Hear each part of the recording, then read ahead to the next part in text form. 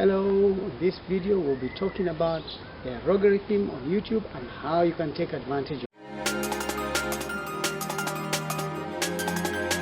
Hello, welcome once again. My name is Lenny. For those of you who don't know me, my name is Lenny Rukundo from Mobilepreneur, the channel that helps you discover your passions, convert them into videos, share them on social media, and make money on the go. Have you ever wondered what the algorithm does and how it works? Well, in this video today we'll be sharing with you how the algorithm works and how it's changed over time since YouTube started. It's very important to be able to understand that you should be able to be agile enough to understand that changes take place with the algorithm and you need to adapt to it as you progress over time. I am very sure that you've always been looking for ways to improve your views on your YouTube channel. Well, there's one way that does that for you, of which is the algorithm within YouTube. In this discussion today, we'll be looking at what has changed over time since the inception of YouTube in 2005. We should be asking, then why should I bother about the algorithm? Now, let's understand each other. The algorithm is very important, especially when you're starting off your channel, because it's through the algorithm that YouTube will be able to serve your videos to your viewers or your audience. Remember that 70% of the time, YouTube decides what needs to be presented to your audience. So with that in mind, you really need to understand how the algorithm works. So let's have a look at the history of the algorithm and YouTube, where it's starting from. Okay, we'll start from 2005 at the inception of YouTube.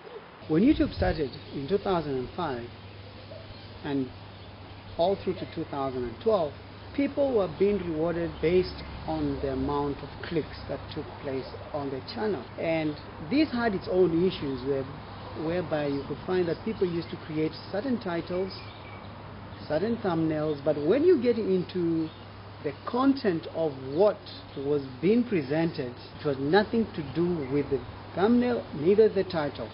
So you'd feel as though you're duped to get in to click the video, yet there was no relevance.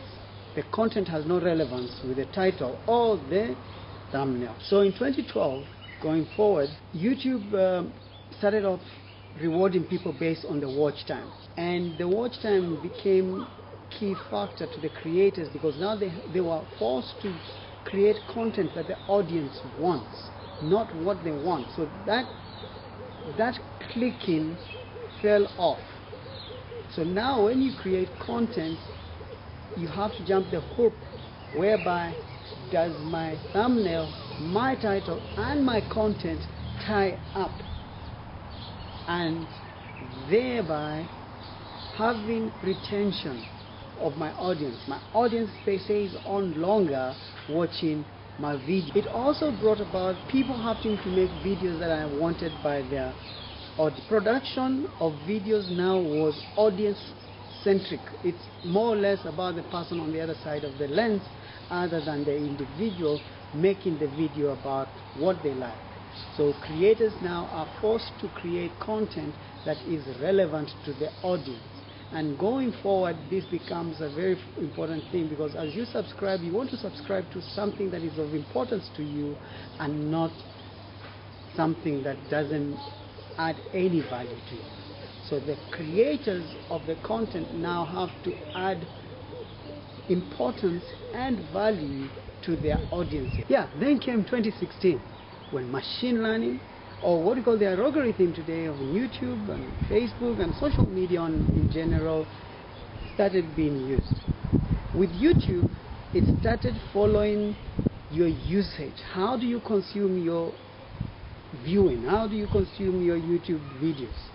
So it started tracking how you use it and started calculating your perceived satisfaction in regards to how you use the videos on YouTube, and thus being able to serve you or suggest to you other videos of like similarity, whereby they are there as playlists, or they are there as videos being suggested to you as you watch YouTube constantly. Between 2016 and 2020 also, there came about the issue about borderline content, demonetization, and brand safety. So let's start with the first thing.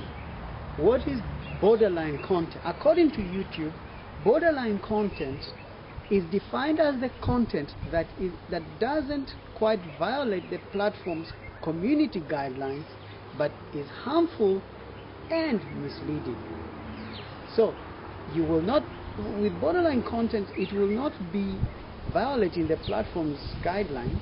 However, it will be perceived as harmful or misleading. So when we are creating videos, we need to be able to make sure that our content does not come within this borderline definition. Otherwise, we will be demonetized. And when we talk about demonetization, as the second point is, demonetization is whereby your video will not earn you any money because of maybe the false information you put in, or extremist information, or maybe information that is not relevant or true.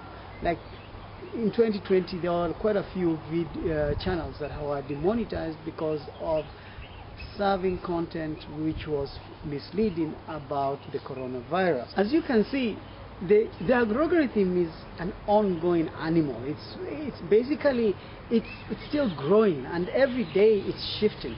Something is changing, and as creators, we need to be able to be at speed with all those changes, because you can wake up tomorrow morning and find your channel has been demonetized, and all the money that you were earning from the channel suddenly is no longer there. Then we find that, as I mentioned earlier, there's something called brand safety.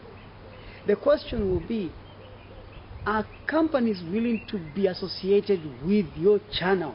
Do they stand for the same values that you stand for? Those are the things that now, when brands are looking for people to advertise their products with, or giving you a gig to be able to have them sponsor you, to sponsor your videos, at the same time talking about their brand, they look at all these factors.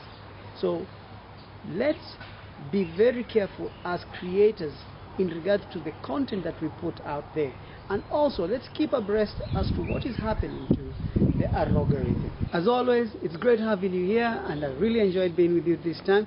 And please do not forget to subscribe for more videos like this, and let us have your comments down below. Let us know the videos you'd like us to create for you. Until the next time, see you later.